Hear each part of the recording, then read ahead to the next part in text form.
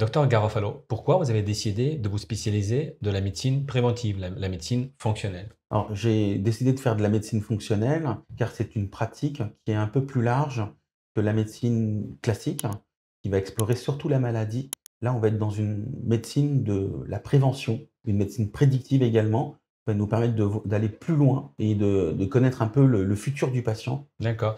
Mais quand vous dites la médecine prédictive, qu'est-ce que vous voulez dire par là? C'est-à-dire qu'on peut avoir des idées par rapport à ces gènes, comment le patient va évoluer. Il y a des dosages génétiques qu'on peut faire, qu'on peut réaliser, afin de déterminer si le patient va évoluer vers la pathologie ou pas. Oh, et de quel genre de pathologie, par exemple, on peut prévoir s'il va évoluer ou pas vers une telle ou telle pathologie, justement dans cette médecine qui est prédictive? Moi, il y a un gène que j'aime beaucoup doser, qui s'appelle l'ApoE, l'apoprotéine E, qui est un gène qui, normalement, pour n'importe quel médecin, sert à évaluer le risque de maladie d'Alzheimer pour le patient. Alors, on sait qu'il y a différents types d'ApoE. Vous avez l'ApoE2, E3, E4. L'ApoE3, c'est un peu le gène ancestral, c'est le gène du chasseur-cueilleur. L'homme préhistorique prenait ce qu'il y avait dans la nature, des baies, prenait ce qu'il y avait dans la rivière, des poissons. Quand il arrivait à avoir un mammouth, il avait de la viande, ce qui n'était pas très évident. Donc il mangeait peu de viande, surtout des baies et surtout des oméga 3 du poisson. Ensuite, le gène a évolué, soit en E2. E2, c'est plus un profil de personnes qui seraient adaptées à la viande. On appelle ça des profils carnassiers, donc carnivores. Donc c'est des personnes qui devront avoir plutôt un régime plutôt adapté à avoir plus de protéines dans leur assiette, un peu moins de légumes, un peu moins de sucre. Et ensuite, il y a eu aussi une évolution vers le E4. Et le E4, c'est plutôt un profil qui est herbivore. Donc, si j'ai un allèle ApoE4 ou deux allèles ApoE4, est-ce que je dois vivre dans l'angoisse? Absolument pas.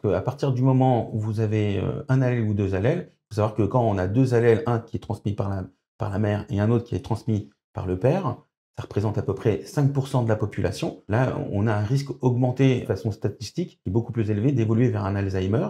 Et dans ce cas-là, l'alimentation va pouvoir éteindre ce gène.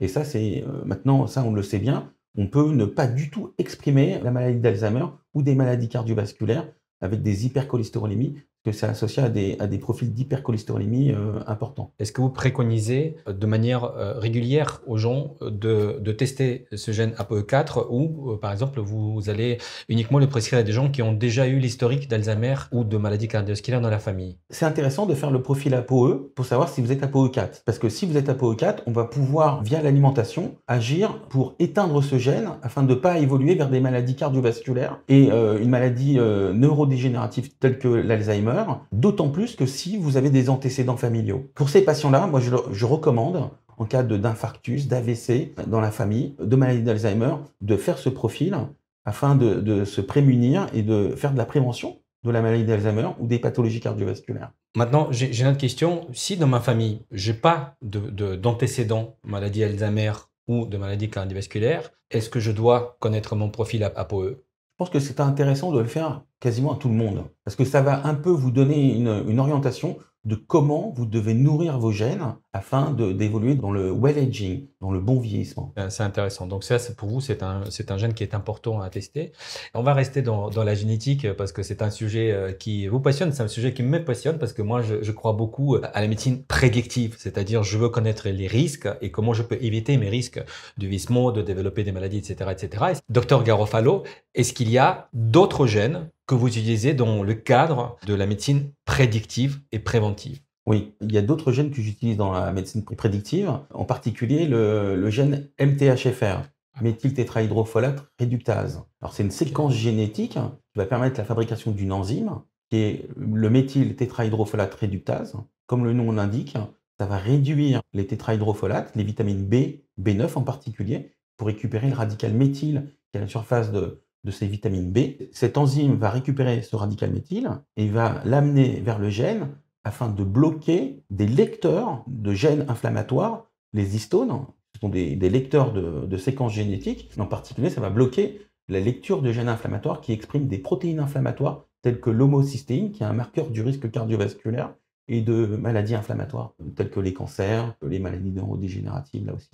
Selon son statut de MTHFR, si on l'analyse, si le statut est déficient, alors il y a différents degrés de déficience, selon son assiette en vitamine B, si on n'a pas beaucoup de vitamine B, et qu'on a une déficience du MTHFR, on aura beaucoup plus d'expression de gènes inflammatoires et on évoluera plus facilement vers la maladie. Donc, il est évident que connaître son statut de MTHFR et son statut de vitamine B fait partie de la prévention du bon vieillissement et nous permet de se prémunir, de pathologies inflammatoires. Expliquez-moi un peu plus en détail ce test MTHFR et comment il fonctionne. C'est comme n'importe quel gène, hein. Il y a un allèle qui vient de la mère, un allèle qui vient du père, et selon la combinaison, on va avoir des associations de pourcentages pour savoir quel est le pourcentage de fonctionnement de l'enzyme MTHFR. Et plus ce pourcentage est diminué, et plus on va avoir une difficulté à récupérer le radical méthyle. S'il n'y a pas assez de radical méthyle, il faut savoir que les vitamines B qui ont ces radicales méthyle,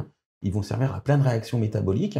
Et il faut un bon statut, être plutôt dans les normes hautes des valeurs du laboratoire pour se dire il y a un bon statut en vitamine B et surtout pas être dans des valeurs basses parce que là, ça peut aller dans d'autres réactions métaboliques et ne pas servir à bloquer ces gènes inflammatoires. Quand on parle du test MTHFR, vous mentionnez la vitamine B dans cette histoire. Quel est le rôle de la vitamine B dans ce profil MTHFR ? Et quel est le rôle de la vitamine B dans le fonctionnement de notre corps? Parce que je sais aussi qu'il y a plein de vitamines B différentes, c'est ça? Exactement. Toutes les vitamines B ont un radical méthyle à leur surface.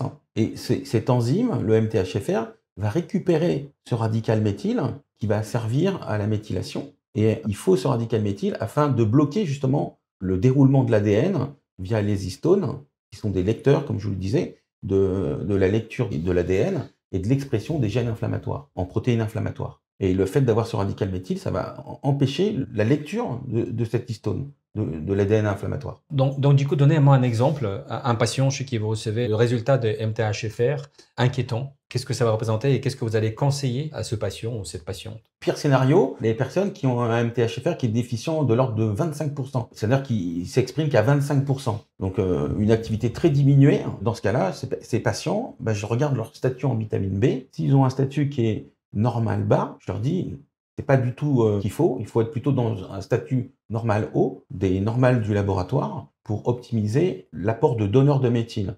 Car toutes les vitamines B sont des donneurs de méthyle, que cette activité déficiente de cette enzyme va pouvoir récupérer et amener vers l'ADN afin d'empêcher l'expression de gènes inflammatoires. Qu'est-ce que vous allez faire? Vous allez prescrire une alimentation différente? Vous allez prescrire des compléments alimentaires ou autres moyens de remonter cette vitamine B pour agir justement sur l'expression de ces gènes ou pour vous empêcher de s'exprimer? Exactement. Moi, la priorité, c'est de me dire, je donne des vitamines B de façon de la complémentation, des vitamines B qui soient méthylées afin d'optimiser justement l'apport de radicaux méthyles. Donc des vitamines B, selon les carences, si c'est de la B12, je donne de la B12 méthylée, méthylcobalamine.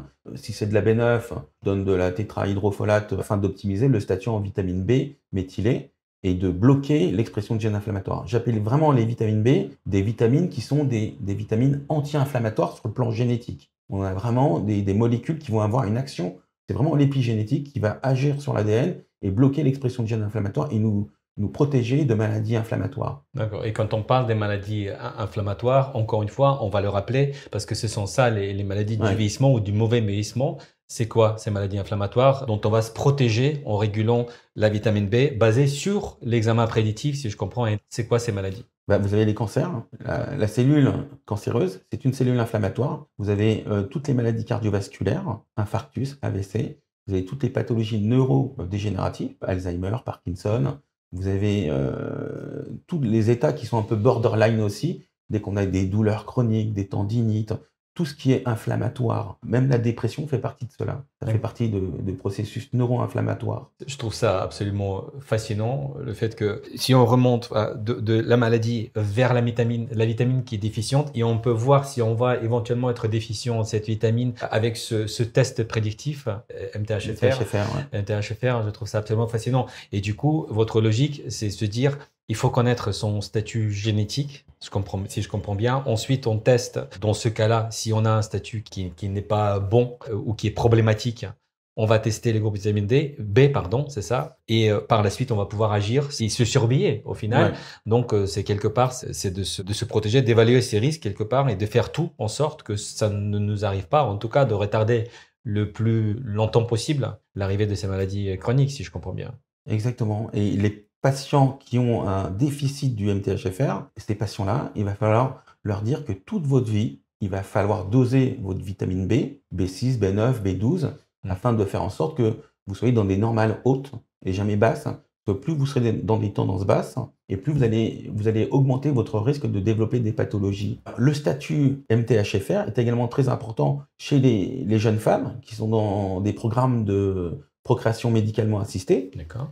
Pour la fertilité. Les patientes qui ont un MTHFR qui est déficient auront plus de troubles de la fertilité, plus de mal à avoir des enfants. Dans ce cas-là, il faut des vitamines B, comme pour les autres patients qui sont déficients, car ça va améliorer la fertilité de ces femmes. Toutes les pathologies inflammatoires, je vous le dis, même les endométrioses chez les femmes, le fait de connaître le statut MTHFR, ça va diminuer l'inflammation des endométrioses et améliorer les endométrioses également. C'est ce que ça veut dire que quand vous diagnostiquez endométriose chez une femme, c'est là où vous allez prescrire les tests MTHFR ou ça se passe en amont pour diagnostiquer l'endométriose? Expliquez-moi un tout petit peu comment ça marche. Parce que si je comprends bien, l'endométriose, c'est un fléau aujourd'hui. Ouais. Alors, l'endométriose est associée à une inflammation de l'endomètre.